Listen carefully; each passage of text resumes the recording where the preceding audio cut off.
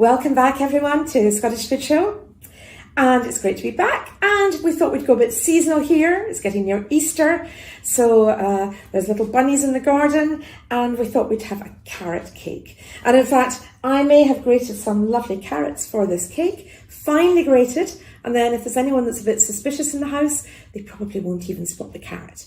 It's economical, it's beautiful, bright colour to add to the cake, and it's also got a natural sweetness. And the tops and tails that we're not using, they're going to go out into the garden for the real bunnies to get. So in here, I've got 175 mils of rapeseed oil. It's summer harvest rapeseed oil we've got here today. And it's produced up in Crieff with the lovely Mark and Maggie Bush. So that's a lovely one to use. And when you do a carrot cake, it's quite often a sort of oil-based cake rather than a butter-based cake. I've also whisked in the sugar, and the full recipe will be on scottishfoodguide.scot. So these are whisked in, as is 2 eggs. So eggs are in there as well. And we're going to now add the dry ingredients. We're going to fold them in. And in there, I've got 225 grams of plain flour and a couple of teaspoons of baking powder, just to give it that rise. So we're going to pop that in.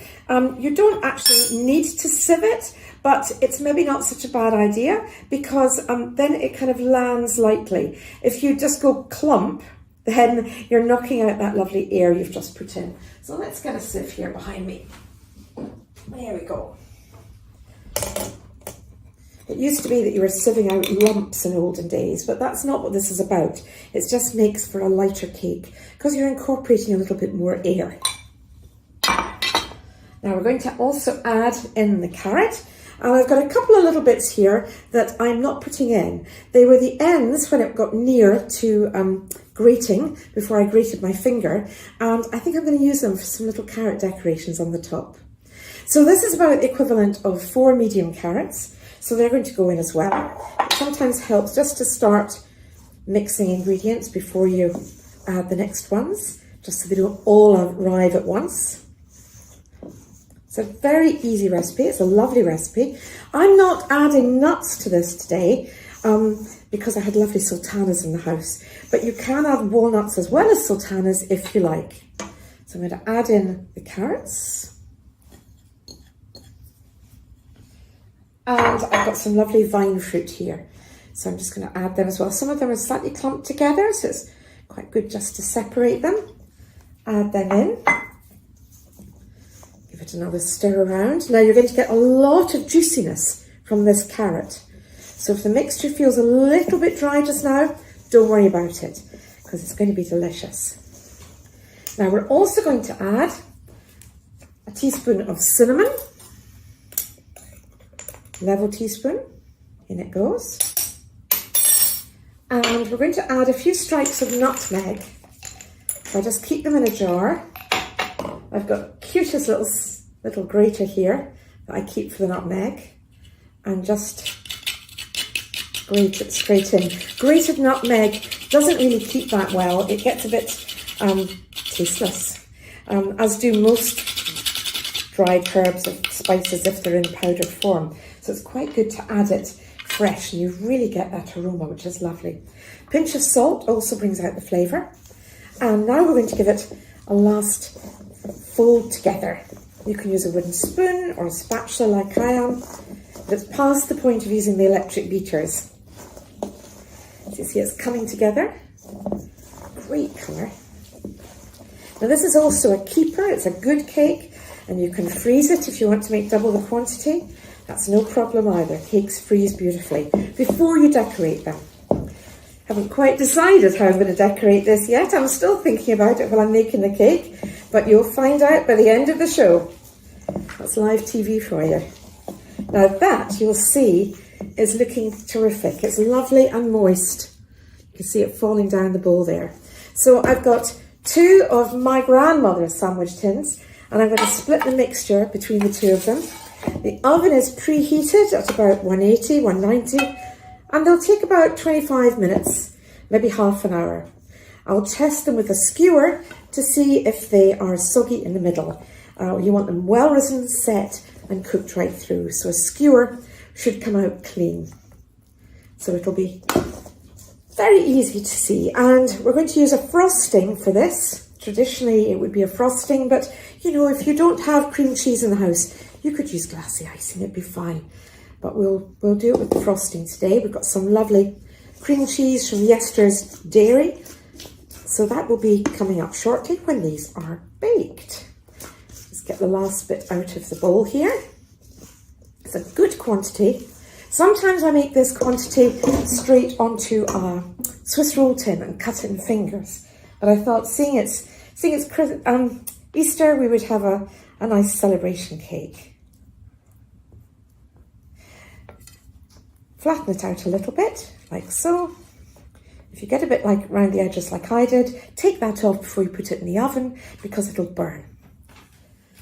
These cakes are out of the oven now. They're lovely. They look so appetizing. As you can see here, lovely, moist, springy. And when the skewer went through, it was totally clear. So that one, I've already taken the paper off. This one has to get the paper off. It's dead easy, it just comes away, and that can go in your compost because it's just paper. And you've got a lovely moist cake inside. So we need to put in some frosting, some icing. Now, if you just want to do buttercream with butter and icing sugar, that's absolutely fine. But I've got a bit traditional carrot cake here, and I'm using the lovely luxury soft cheese from Yesterday, which is over in East Lothian, near the Glenkinchie Whiskey, over at that end of East Lothian. So I'm going to use that. I have already sieved my icing sugar. Now there's 300 grams in the tub. You usually need about the same amount of icing sugar, but I've kept it handy in case I need some more. And it is worth sieving your icing sugar because there are sometimes little hard bits in icing sugar, and then you can't always get rid of them when you start beating up your mixture, so it's worth doing that. So I'm going to just take a little squeeze of lemon because it kind of balances the sweetness because it's quite a sweet frosting. So it's quite nice to just have a little citrus in there as well. And I'm popping it into a cup first to make sure that I can get rid of any little pips. There was one, just one. So I'm going to start mixing this up, and gradually I'm going to add all of this, but we'll just get it started first of all. It's a really delicious cream cheese. Now you can use an electric whisk for this, but with some cream cheeses it will go very sloppy. If you over mix it, it ends up almost like milk. So you've got to be careful about that, otherwise you won't be able to pipe it and spread it on your cake.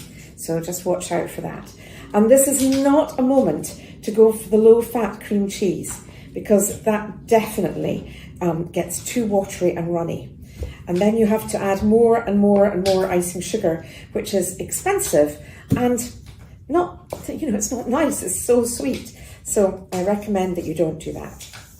So you just want to work it with a wooden spoon, work it with the back of your spoon, and it will gradually all come together.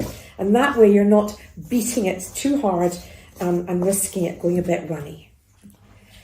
So I filled the middle of the carrot cake with the frosting, and you can spread it all over the top as well, but I just think the top is actually so beautiful with the textures of the fruit and the golden colours that I like the contrast rather than having it just slathered all over.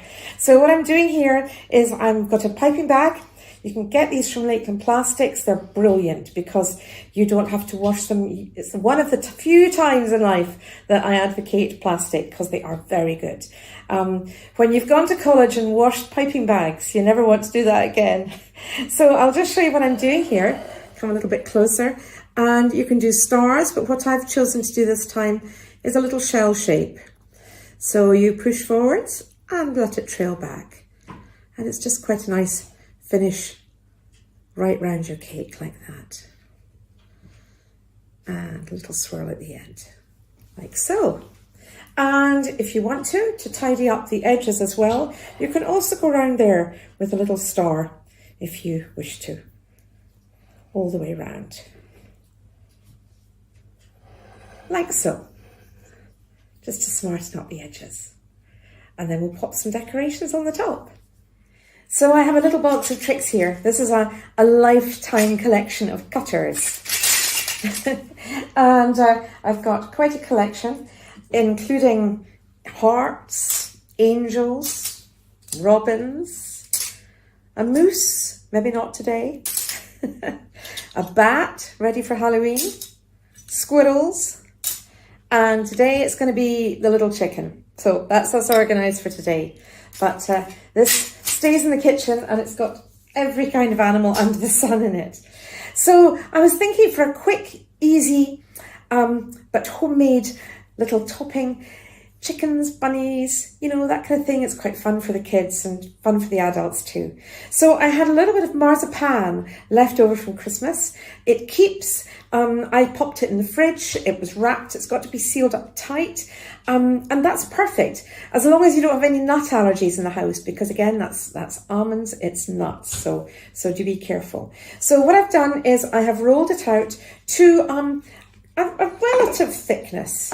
You'll see here, because you don't want it to be too fragile. And what I'm going to do now is just cut a few little chicks. So it's about half a centimetre, maybe slightly less, but it's enough to keep it nice and rigid, and they'll stand up beautifully. And I think I'm going to get about 6 little chicks out of this, which will be quite sufficient and quite fun. So it's something to look out for when you're out and about, is some crazy cutters, because they always come in handy at some point. And it's a lovely stocking filler as well, just to have. They're not too expensive, and it's just a nice little something to find. With the kids, when they were younger, I used to do homemade crackers. So something like this would fit very nicely in a cracker as well. Now, they're also quite good, these cutters, when they're a little bit chunky. If they're too fiddly, you'll find that things do break when you try and take them out. So I've got 2, 4, 6, 7 out of that. So I'll probably get another one when I do another roll. But I've got here, you can do 2 different things here. You can either decorate them in melted chocolate. And if you want to do that, put the chocolate in a bowl and then over a pan of hot water. Otherwise, your chocolate will burn. I wouldn't recommend melting chocolate in the microwave unless you're doing it regularly, because it can burn and catch very quickly. So you can dip them in chocolate, which works beautifully, or you can use edible ink pens. And these are quite fun for this little task as well. So you can give your little chicks a red beak. It saves trying to fill piping bags with all different colours of icing sugar, which is a bit wasteful really. And then a nice dot for the eye, like so. And then a yellow pen for the wings. Now, I have had these pens for quite a number of years, so they do keep. So once you've bought them, you know, they'll last you for a few Easters if you just look after them and keep the lids on. And I'll let you see these. A couple of little chicks here. There we are. I'm going to pop these around the cake. So I've finished off my crazy little Easter cake, and I hope you like it. I didn't end up using those little bits of carrot, so they'll go out to the garden to that baby bunny. That can be his Easter present. But my present to you is my carrot cake recipe. Here it is, with some chicks, and finished off with a few sugar almonds that I managed to find as well. So wholesome, delicious, palm oil free, homemade. Have some fun in the kitchen for Easter, and it's a keeper. It's a lovely carrot cake. So if you've enjoyed this recipe, there are more of my recipes on scottishfoodguide.scot, and of course a book plug. I'd love you to buy the book. It's also available online through the website and in some lovely farm shops around the country. So look out for it, and if they don't have it, ask for it. Meadows, the Swedish farmer and the Scottish cook. See you next time. Bye.